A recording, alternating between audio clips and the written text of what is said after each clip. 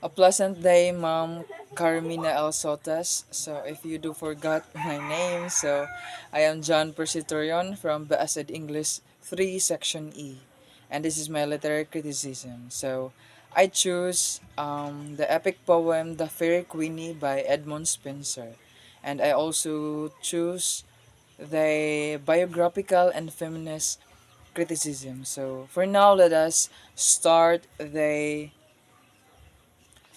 biographical criticism about the epic poem Fairy Queenie. So I have here my answer in my notebook. So the Fairy Queenie by Edmund Spenser focuses on the personal life and experiences of the author as reflected in the text.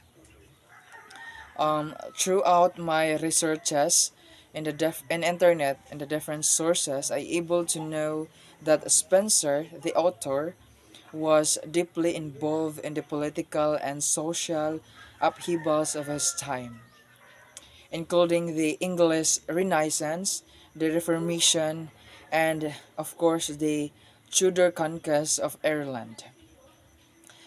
These kinds of events in the life of the author reflected in the text through the allegorical characters and settings in the epic poem. In addition, the epic poem itself is a reflection of the author's own personal beliefs and values, and as well as his struggles with his identity as an Irish Protestant in England.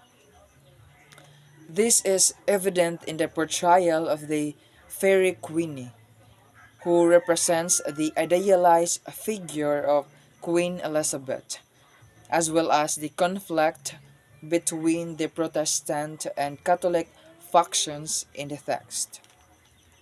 Lastly, Spenser's personal life, including his marriage and children, is also reflected in the epic poem.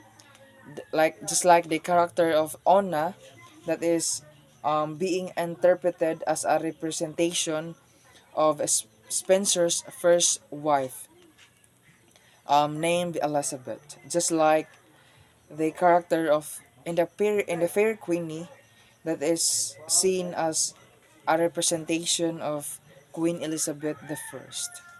So overall, the biographical criticism of the epic poem Fair Queenie highlights the author's struggles with his own morality and as well as a desire to create a lasting legacy through his writing. So let us move forward to the feminist criticism about the Fairy Queenie. So the Fairy Queenie by Edmund Spenser focuses on the portrayal of women in the text, particularly the female characters' rules and their treatment by the male characters. So in the epic poem, the female characters are largely passive and submissive, serving as object of desires or conquest for male characters. Like example, the title itself, the Fairy Queenie. Fairy Queenie herself is portrayed as an idealized figure, but in that concept, um, Fairy Queenie herself and her actions are driven by the wishes of her husband, King Arthur. It revolves about gender inequality. So, in addition, the treatment of a woman in the epic poem Fair Queenie aligns with the medieval concept of courtly love, where women were expected to be chaste and virtuous, while men were allowed to engage in extramarital affairs. The text itself reflects the societal norms of Spencer's time, where women had limited rights and were given or were considered inferior to men. So, in my perspective as a man, I am deeply delighted and very happy to witness the freedom of gender equality, especially to women in the present. Because in the epic poem itself emphasizes gender inequality. So as a man, I would advocate for women. I would advocate for women empowerment, and let us stop on having gender bias, because I always believe that um, women can also do the things that men can do.